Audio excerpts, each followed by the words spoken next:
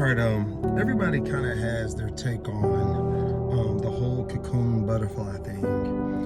So one of the things is that before a butterfly is a butterfly, we know it's caterpillar and all that stuff, right?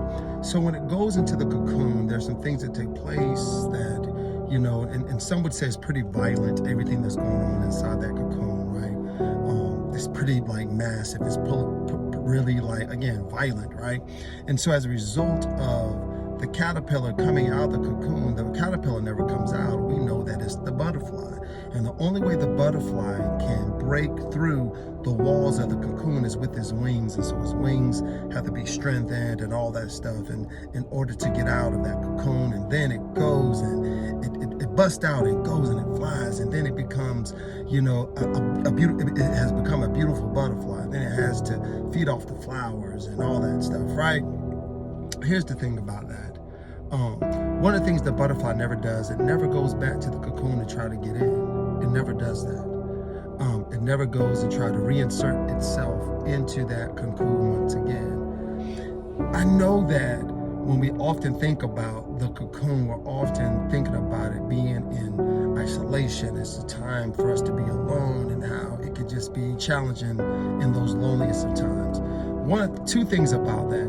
Loneliness can come for, two different reasons that I think of when loneliness can happen. One is loneliness can be a choice that we make, and loneliness can be a God-ordained thing. Either way it goes, even if we've made that choice to be alone, God can ordain that choice as well. And even when God ordains a choice for us to be alone, God can bless that alone time as well. Either way, God is in charge because God is sovereign. When we shed a cocoon, it's sometimes a self-made cocoon that we could be shedding. We could have intertwined ourselves and allowed ourselves to be closed and covered in by bad relationships, by bad choices, by just bad things that we've done throughout our lives. So as a result, we have became encompassed and enclosed in a cocoon that we built on our own. And it wasn't necessarily that God planned it, but God can bless us in it and or out of it, right? But we've done that.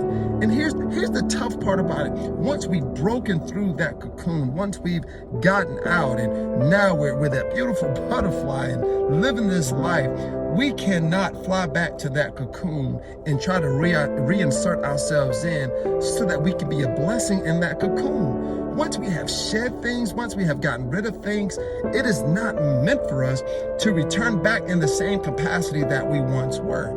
So although the butterfly can go back into the place where the cocoon was, that, where they were in a cocoon, it can go back to that tree, or it can go back to that leaf, it can go back to that branch, but it cannot, and it will not reinsert itself back into that cocoon to try to live that way again, to live in that thing.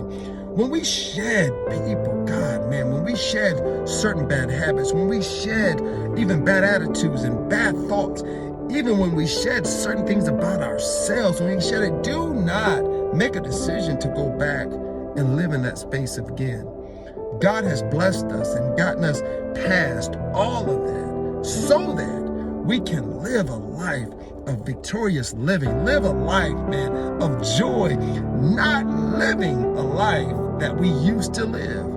Here's the thing also, when that butterfly goes, and I don't even know all the flowers and what all of it feeds off of, when it goes and feeds off whatever it's feeding off of, when it gets connected to something new, that's where it begins to feed. And that's where it begins to grow. And that's where it begins to prosper. That's when it begins to become even a bigger and better butterfly that it started out being.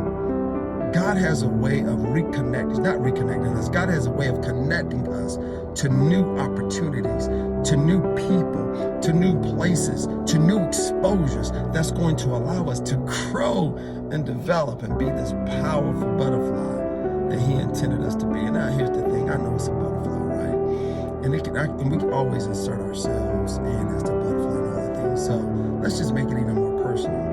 Whatever capacity that you can be in right now, if you're an educator, if you're a doctor, if you're a lawyer, if you're a custodian, if you're a whatever your position might be, it doesn't matter. God can prosper you and grow you right where you are. This is not a motivational speech. This is not a motivational message or anything like that. And I mean this wholeheartedly, man. This is something that is really heavy and it's so true and it's so real. No matter where we are in life, God can use us right where we are. All we got to do is just let him. And we let God use us right where we are, wherever we are, God will bless us. God will magnify himself through us, and we'll live that blessed and prosperous life, man. Love y'all so much, man. Peace.